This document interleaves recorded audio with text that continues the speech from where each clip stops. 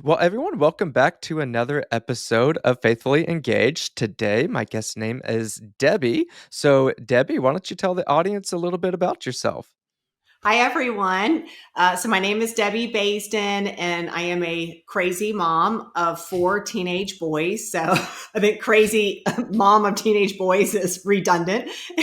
And I am a former stay-at-home mom turned school teacher, turned widow, turned entrepreneur, and now I'm a remarried widow. So it's been kind of a chaotic ride, but I am super excited to be here. Yes. Well, thank you for being here. And yeah, let's kind of dig into just your story here. I think the audience probably caught on to the widow part there. Would you mind just kind of walking us through what that experience was like? That's nothing that anybody plans on having happen to them, much less earlier in your life. So, kind of just walk the audience through what happened. Right. I think grandmas in shawls while holding a cane is typically what a widow Yeah. was in my mind. So to be widowed in my 30s was a very surreal experience. It was 2012, and my husband actually went missing. It turned into a 40-hour search where I could not get in touch with him while our four boys and I were at his parents' house, which is 4 hours from our home at the coast. And so at first I just thought, you know what? Give him some time and space. He's just being a little pretend bachelor. Leave him alone. You're being the nagging wife. But as the hours kept ticking forward, I started to get worried. And it was by the end of the day, I thought, okay, well, now it's just plain rude that you're not responding to any of my text messages. And now I'm worried. So I started calling some neighbors to see if they had heard from Aaron, if they had seen him. Everybody's kind of shrugging their shoulders over the phone. And so finally, one friend said, I'll go and look for him. I don't see him anywhere at your house. His car is not at the house, so he's not there. And he actually found my husband's car parked behind the school where he worked. So he was a PE teacher. He was very involved at the school. And so he found his car in the back of the property. Now, granted, this school, I live in the South. So this school is like on 100 acres of woods. So it's kind of very natural out there. And he said, well, I see the car. I don't see your husband. He said, this is freaking me out. This is beyond me.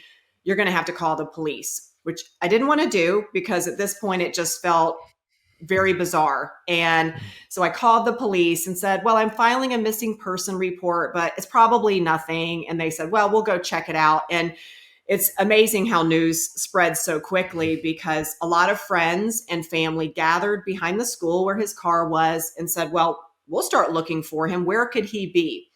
Then the police showed up with search dogs and were having trouble picking up a scent because too many people were there and had messed up the scent. So at this point, I'm ready to head home. I'm 4 hours away. My mother-in-law and I got on the road at 1 a.m., drove through the night. I said, something's obviously not great. Like, this isn't a joke anymore. And we got to where his car is parked behind the school. And it felt like I was pulling into a movie set. This is not real. This is not happening. This happens to other people on Lifetime movies. And the police began to question me. Basically, I'm asking, do you think I killed my husband? Is that what's going on? Because I can assure you that I most definitely did not. And they called people out of the woods. They said, okay, everybody's got to stop looking because we're assuming bad things have happened. You don't need to be in the woods looking for him anymore in this 100 acres of farmland, because they were getting ready to bring helicopters in with some infrared imaging to try to find some body heat. So they just needed everybody to pull away, bring in a rookie team, and actually map out the woods. And once sunlight started coming up around 7 a.m., Aaron's sister said, you know what? I'm going to go find my brother. Bye. And I was like, I hope they don't handcuff you. I don't know how this stuff works. She went into the woods, and within 2 minutes, I heard this piercing scream and knew she had found her brother, who was dead on the ground. And I don't know when he died, but I know how he died. He was working on a deer stand that he had hid in the middle of the woods to look for deer and hunt for deer. He had never caught a deer, but he was excited to set this space up, and at some point had fallen from a Mm. very high tree onto the ground and actually didn't die on impact, from what detectives and wilderness authorities would later tell me, that he tried to kind of scoot his way back down the trail he had macheted, I guess thinking, I'm probably hurt. I just need to go get seen by a doctor. And at some point entered heaven. So it was a very traumatic experience to hear this scream and have the police say, I'm really sorry to tell you, your husband is deceased. And it's like such a life changing moment to Mm. say, no, this isn't happening. This isn't real. He'll just come back to life. It's fine. He's not actually in there. Y'all are just punking me. So that's kind of the how things happened. Yeah. So, again, just kind of setting the scene for everybody. Not that losing a spouse is ever easy, but like you said in the beginning, you're in your 70s, 80s, 90s. Well, I come to expect that. This is completely just out of the blue. I'm in my 30s, got 4 kids. So it makes sense why that initial kind of that shock of, yeah, this isn't real. This isn't actually what's going on. Walk us through how that started to become real. Obviously, it did at some point. How did you do that? How did you work through that and not let this realness just overtake you? Right. It's still surreal today, which is I'm like, when is the acceptance phase? When do I get there? Have I gotten there yet? So, I think there was little droplets of reality. Seeing a body bag pulled out of the Mm, woods was like, wait a minute, there's a real person in this mm, bag. And they gave me the option, do you want us to unzip the bag or not? So I had to make a decision. I chose not to, based on, I said, what would you do if you were in my shoes? So I did place my hand on what they told me was his chest, and it did not rise and it did not fall. So that was like a moment of, this is reality, this is mm, happening. But I had 4 hours until our sons were brought from the beach back to our hometown to brace myself of, I'm trying to still get away from saying my husband is dead on mm, repeat, and convey this life shattering information to our sons, who at the time were 4, 4, 7, and 8.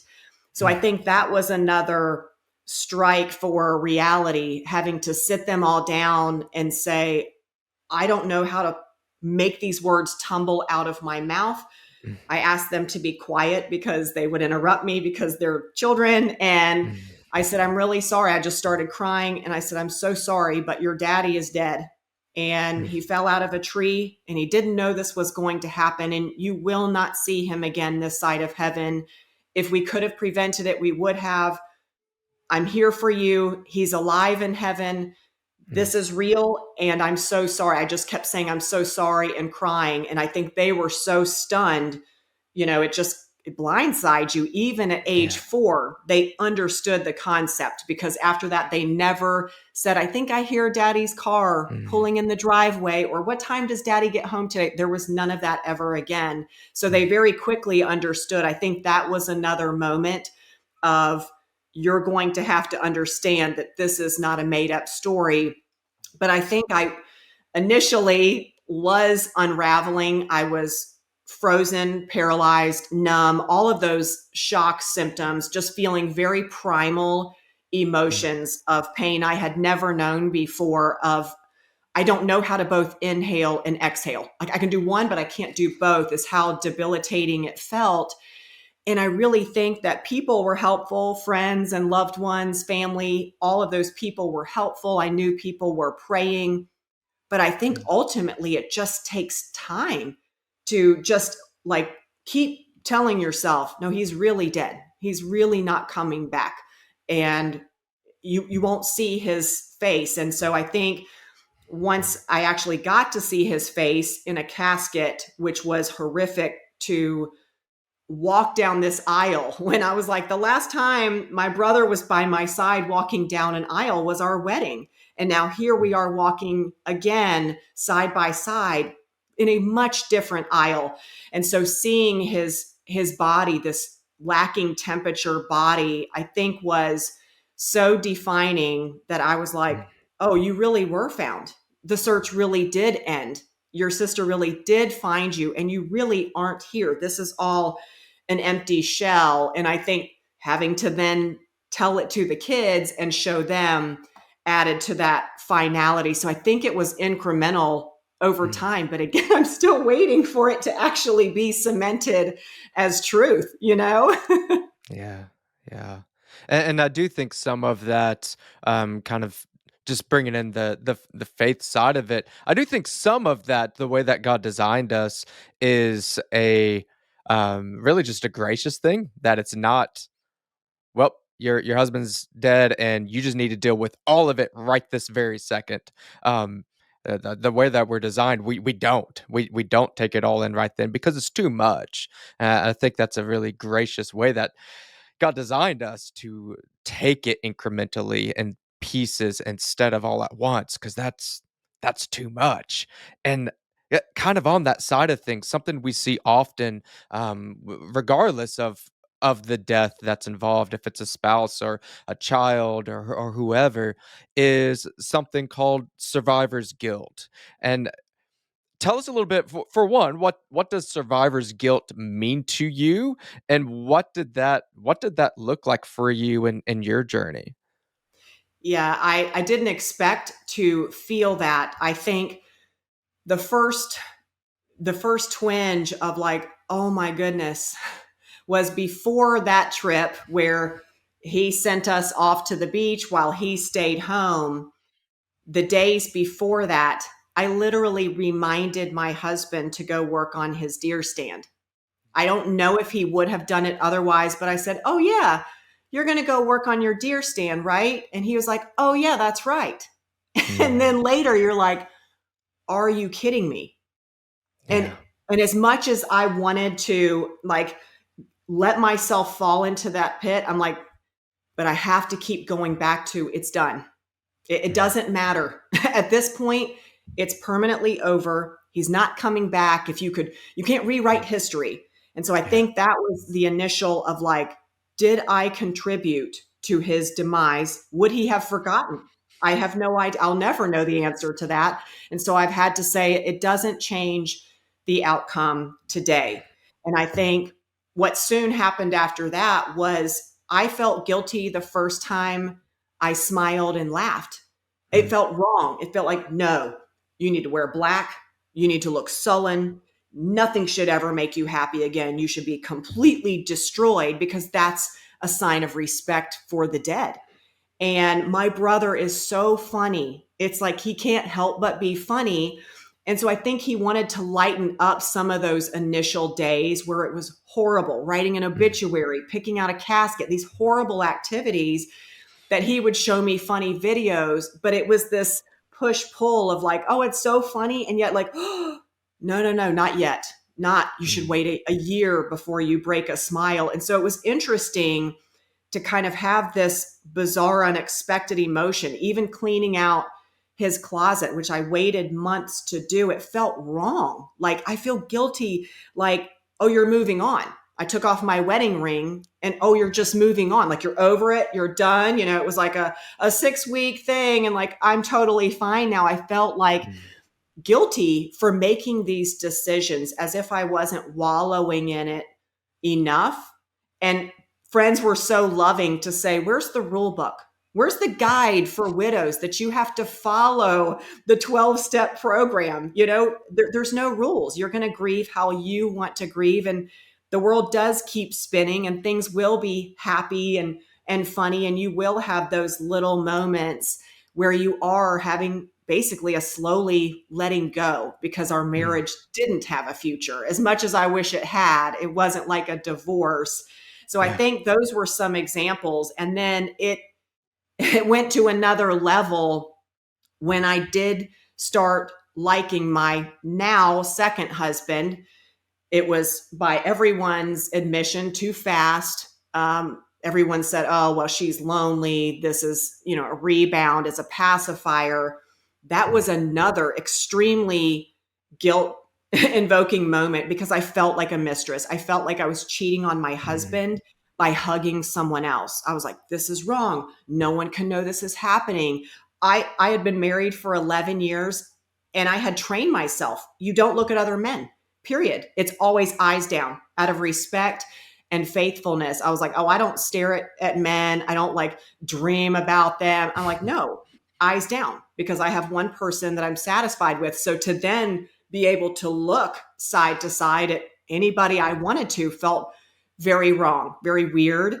And so it was like that for a long amount of time, just feeling like I was breaking unwritten rules, I guess. yeah.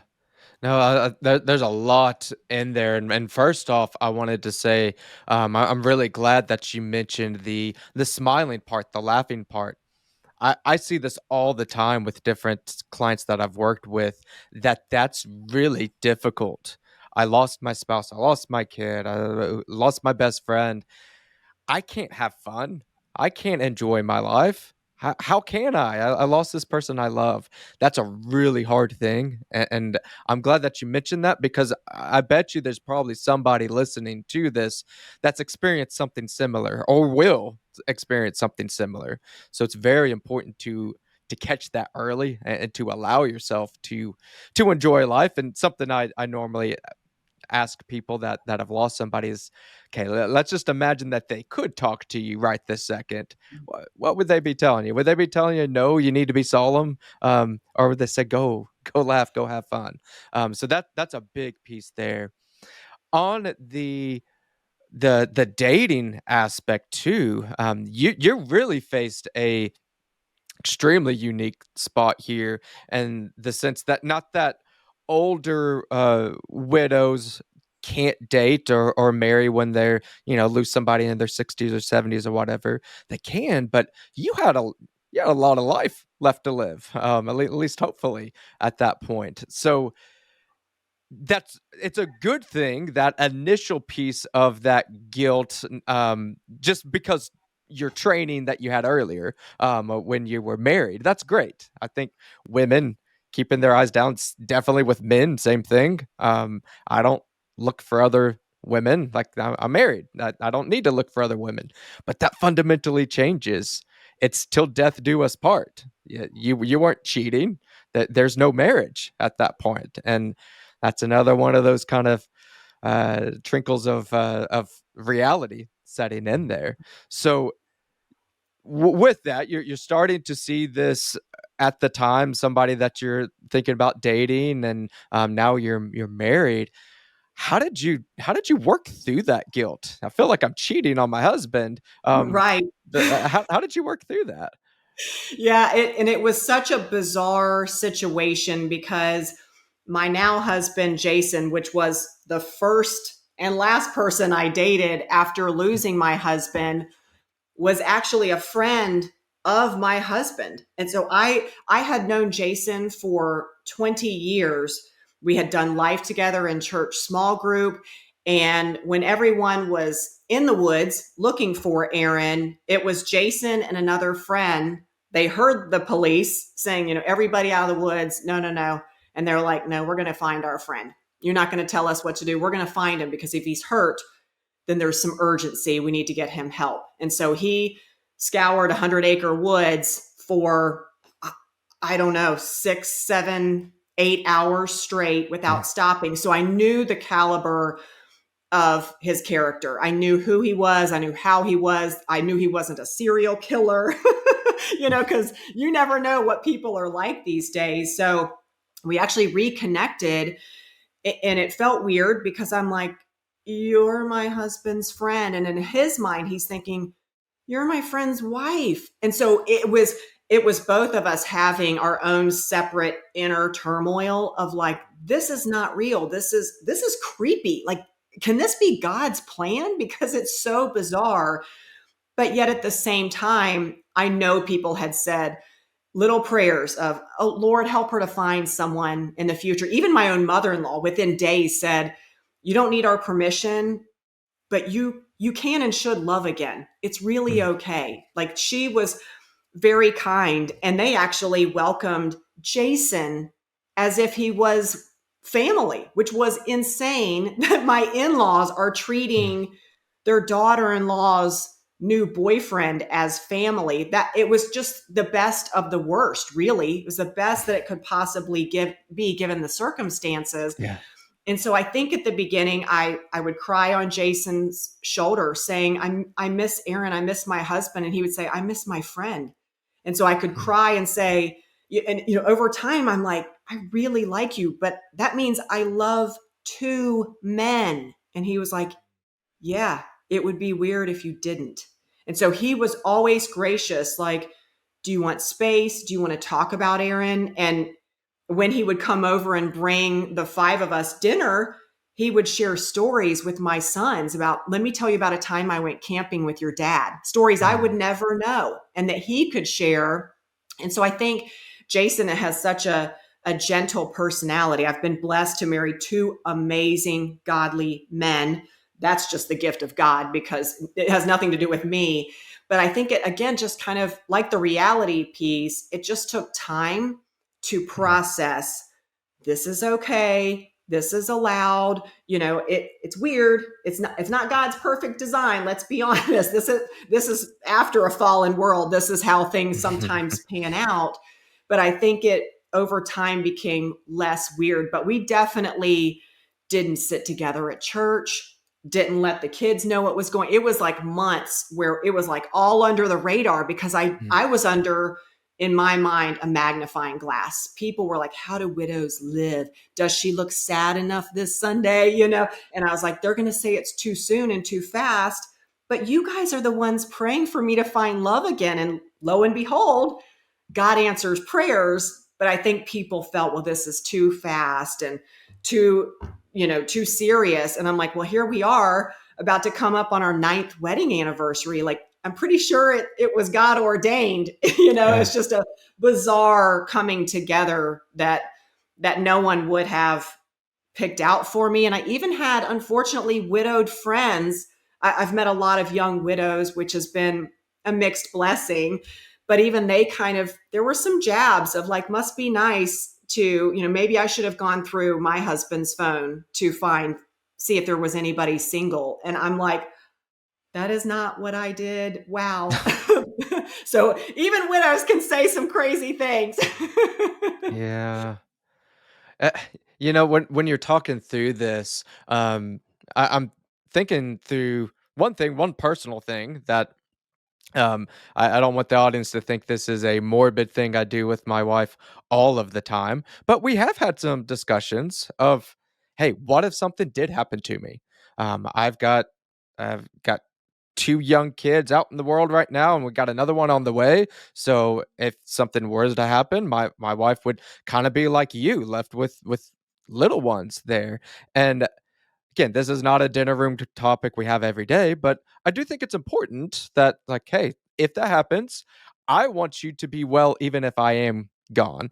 And we've had these talks of where I have actually encouraged her that no, I really do think you should date, that you should potentially look at that, knowing that incredibly hard situation. I think in part because of those little kids and the need for just some leadership and things like that. And I know that's a very touchy subject, and other women might decide to not do that, or other men on the other hand if they have a wife that passes away. But there is some biblical evidence of that, where I'm blanking on which book the Bible is. It's Paul talking of saying that, hey, widows that have family help, that they don't necessarily need all the help that the church can provide them there, and also if they can remarry, that can be good. So now that you're on the other side, you have had this 9-year marriage of happiness on the other side. Not saying that we're going to have an iron fist, you have to do it this way or this other way. Do you think by and large it is a good idea for younger widows to remarry, or would you say it's just a completely, depends on the situation? I do think it depends. I think, as I met several, we called ourselves widows with kiddos, a lot of widows my age. And before I even was telling them anything, because I didn't want to even be judged in that community, some of them said, I am very much content being alone. And I don't want all that comes with a marriage because there was a stretch of time where I was like, I consult with no one. I compromise zero. Now, granted, I'm doing all the stuff, but I also don't have any marital fights. I'm like, so that's a plus. And so some of them were kind of like, once was enough. I'm really okay. Maybe they'll find someone in the future. Maybe they won't. So it's some of them I have noticed have remarried. Some of them have even gone on to have children together.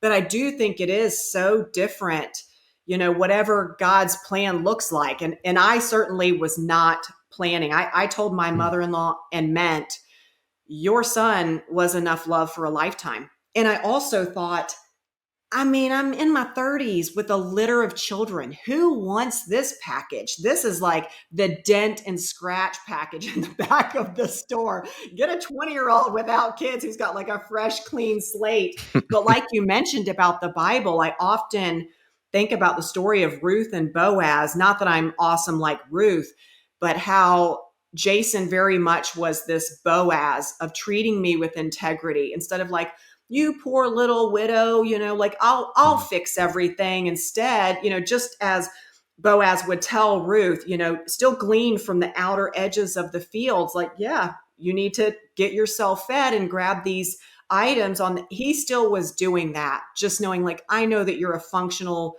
woman and mom. I'm not here to be a rescuer, but in so many ways, he was that redeeming quality that is a reflection of God ultimately. So it's been such a marvel at how kind and compassionate God is, but I don't know if it's for everybody. I think everybody's Sure.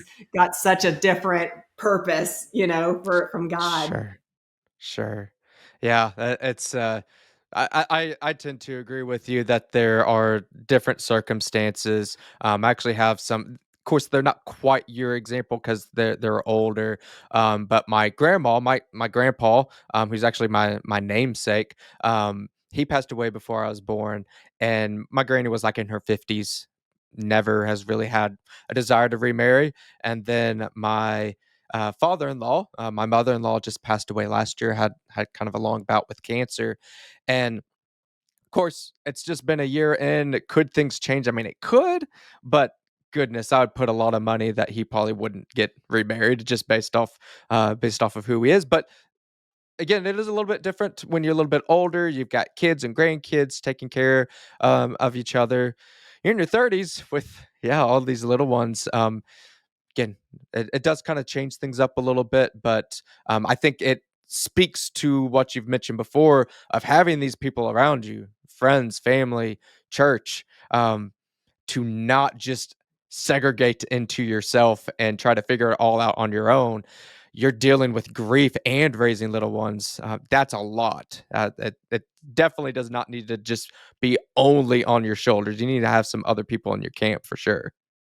Yeah. I had never seen the body of Christ in action like I did in those initial months. I'm talking strangers would come up to me in the store. I don't know that because this was all over the news because it's like, Mm, oh, a school teacher, he's well known in the community and it happened on school property. So it's like a whole thing in the papers and stuff. And so people were very kind, would come up to me at baseball games and people would just say, I know who you are and I have prayed for your family. I'm like, mm, that's the best gift you can ever give anybody is to pray for them. That's a selfless act where you get nothing in return. And so that's when I really saw, I'm like, oh, this is what the Bible means about the hands and the feet. Because I'd read about it. I'm like, yeah. Head, shoulders, knees, and toes. It means nothing to me. And then I was like, this is it. This mm, is what kept us afloat, obviously through God. But it's like people were sending gift cards so that we could eat because I had no interest in cooking. Or people said, we're going to Yeah. get your house cleaned. We will take your kids to play miniature golf. We will bring them back in 2 hours. They will be okay. We will feed them. They will be safe. Use this time however you want. And you've got 2 hours, go. So the way that people showed up, I was like, wow, this is how God uses people. Because if you don't have people, I don't know how you make it. And if you don't have faith, I also don't know how you make it. So you're absolutely right. I that's something that, a few other guests I've had on the show and just people in my personal life that we've talked about, particularly as Christians, we have a yeah, this different kind of worldview, and not that we're happy that bad things happen, but we just kinda know that they will. Now, not everyone's going to lose a spouse like you did at a young age, but we're all gonna have to deal with some form of trial. That's you mentioned we live in a world that has been tainted by sin, so therefore it's not a perfect world. And that's something that's important for all the listeners, not that, hey, you're gonna lose a spouse, but you're gonna have something happen, at some point that's gonna be hard.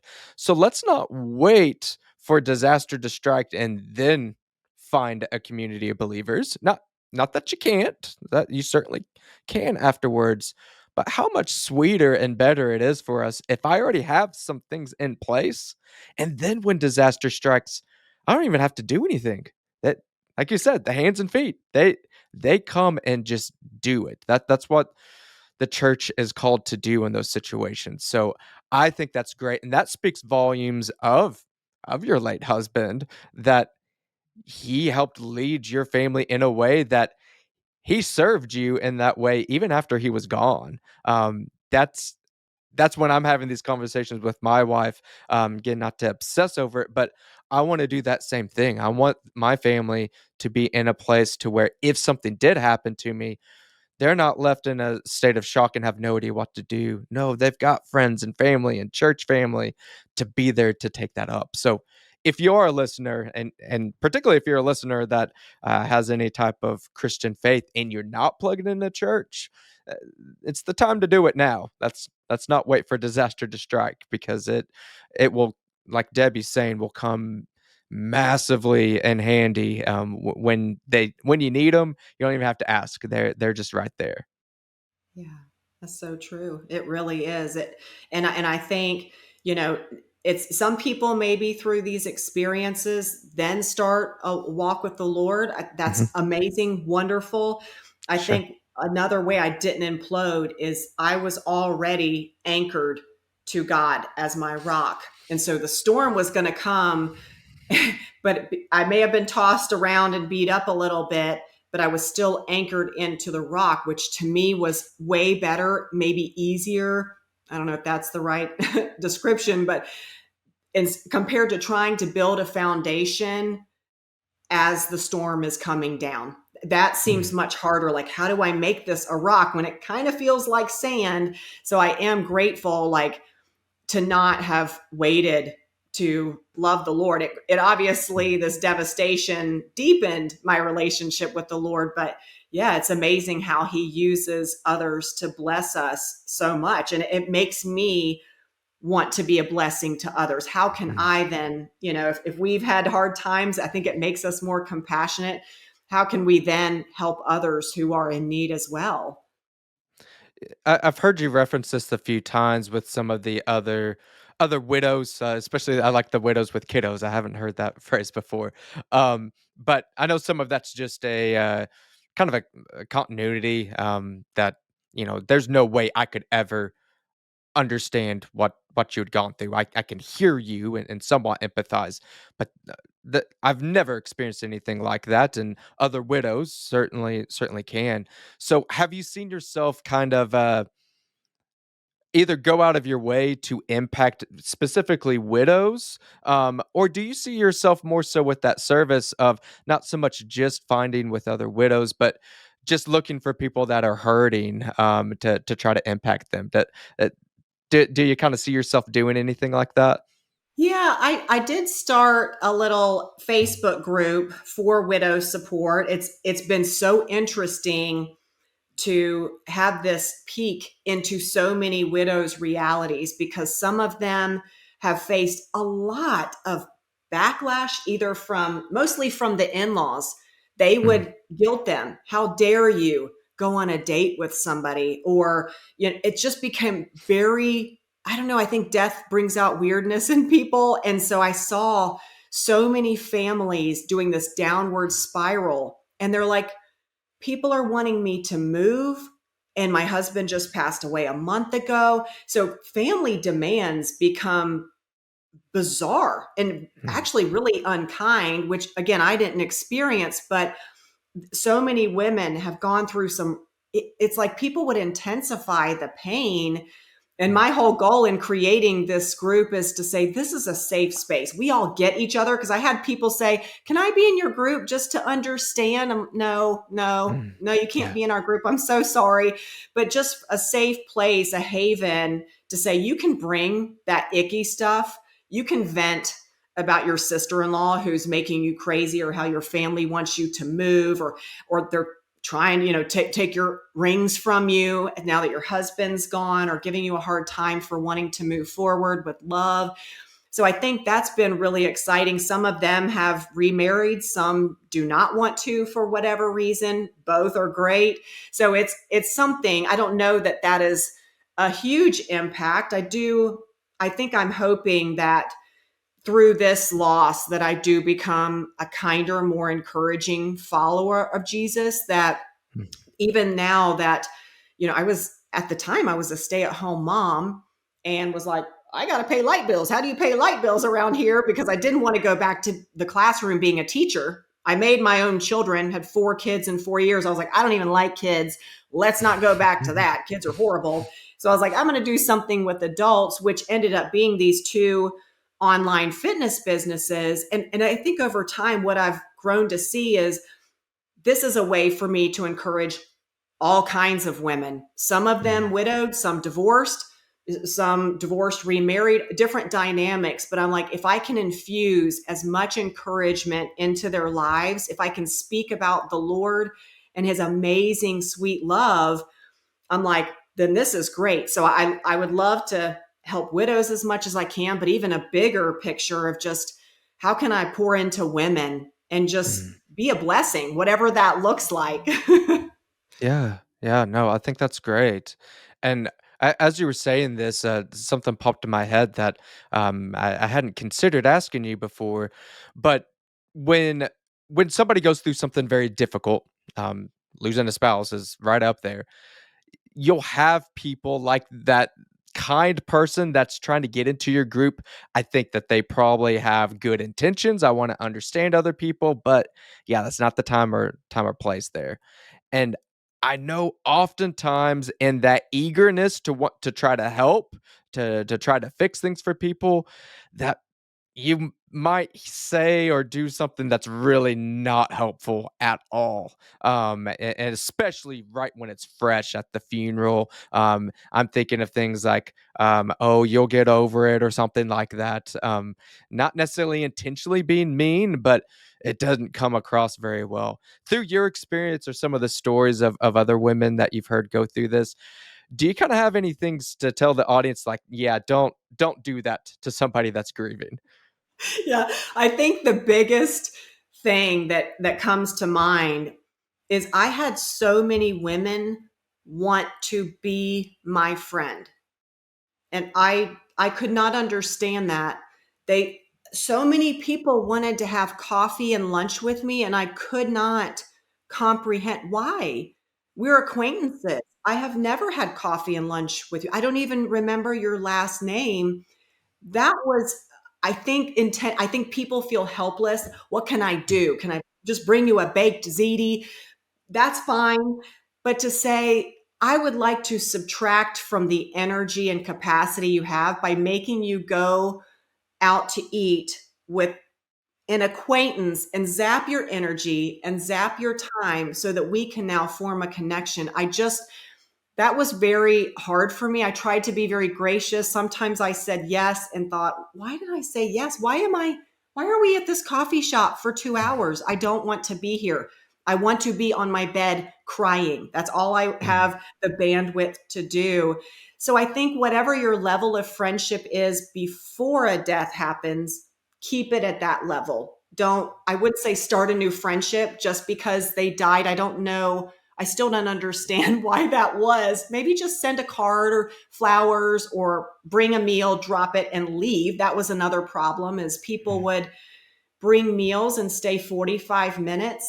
And I'm like, in this 45 minutes, my energy is zapped, the food is cold, and my kids Yeah. just put another hole in the wall because they've been unsupervised in the other room for 45 minutes. So I had to stop all the meals. I was like, help isn't always help. Mm, And I get it. We all are like, just let me do something. Let me do something. Well, you can just pray, just stay home and pray. And what really meant the most is when people would wait 6 months to send a card. I read that card. mm. The cards in the first 6 days, words on a page, don't know what they said. But at 6 months, when someone would send flowers, amazing. So if you know someone who passes away, mark your calendar for 6 months and then tell them your spouse is remembered. You are still prayed for. You are cared for in whatever ways. I've had one friend specifically to do that consistently. That's what speaks volumes instead of the initial rush. I think that's helpful. I tried to sift through people's comments of he's in a better place and rest Mhm. in peace. I mean, some of that was some of his students who came to a funeral, which that may have been their first funeral. They didn't know what to say. Sure. I did have other widows actually. Again, one widow at the funeral said, "You need to get to the Social Security office." And I said, like like right now, like in my black dress, should I go now? And she was like, no, but it's really important. And I was like, this is not really the time and place to do Yeah. this. Maybe not Yeah. today, maybe message me tomorrow. I had another widow because my husband died in August, which meant October came, and she had suggested that I dress as a black widow for Halloween for a costume. That was baffling to me. So there's always these outlier comments that you're like, just take it with a grain of salt. They're trying to be nice, but I think just to be present and it's okay to sit quietly. I think people want to Mhm. fill the space with words. Some of the most moving things were people just sitting next to me saying nothing, not a single Yeah. word. It ministered to me in a way that words couldn't. So I think, just to know you don't have to have all the right answers or fix it, but just to be present with whatever level of friendship you have. So that's probably a long answer to a short No, question.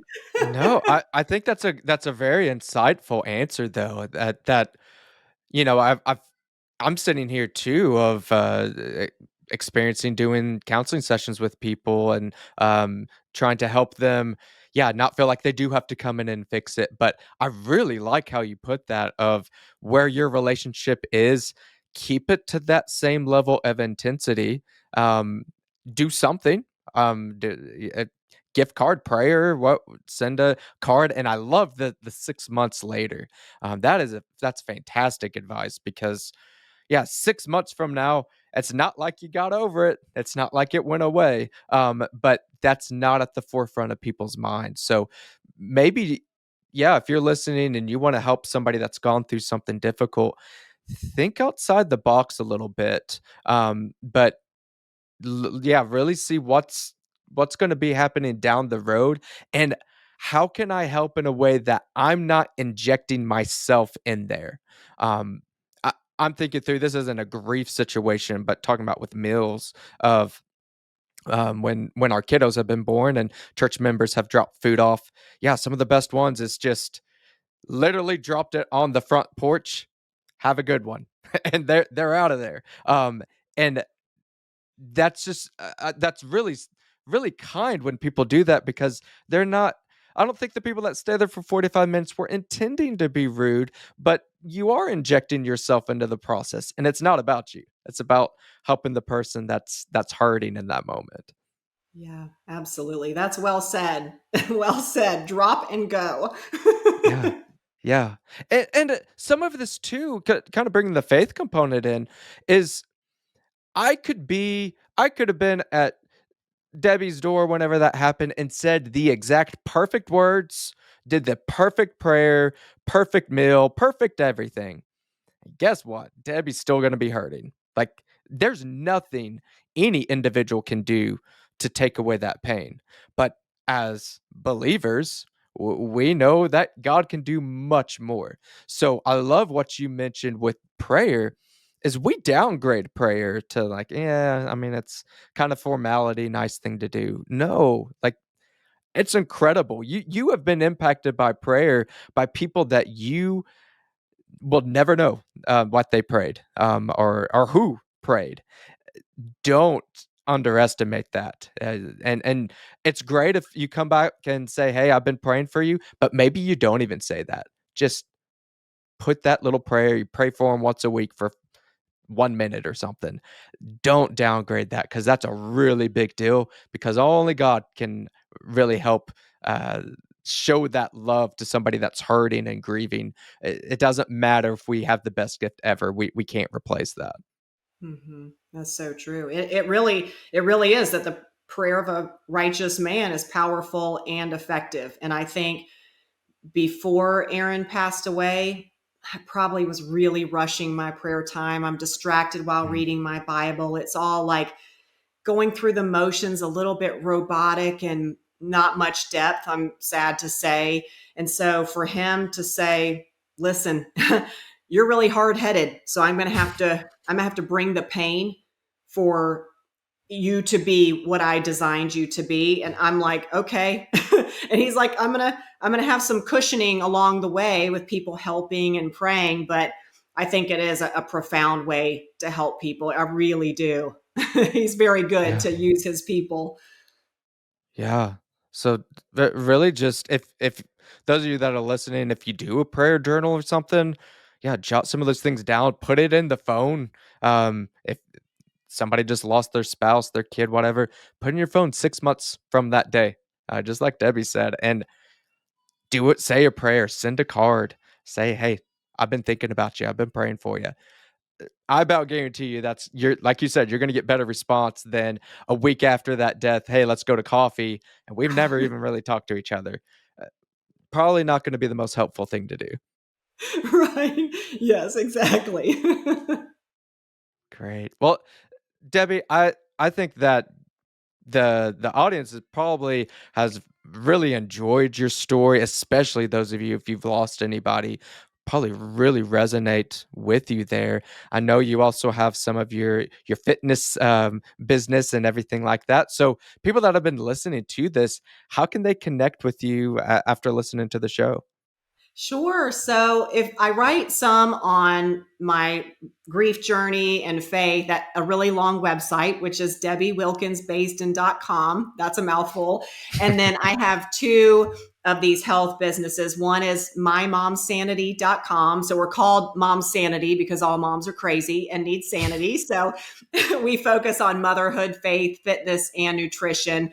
Really, the core of it is the faith piece. It's like, let's glorify God by taking care of ourselves so that we can take care of our families.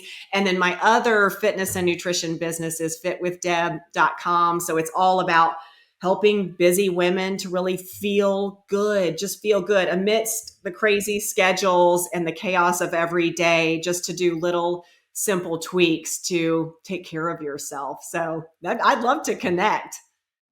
Yeah, yeah, and I will put all of that stuff down in there. Man, maybe at a future date we can talk more just strictly on the fitness, mental health, spiritual side. I think greatly gets undervalued of how your physical health impacts everything else. So definitely connect with her on that. And yeah, it was absolutely great getting to hear your story. I know a very painful story, but one that's still filled with a lot of joy. So thanks again for sharing that with us. Oh, well, thank you for letting me be here. It's such a huge blessing. So I really appreciate it.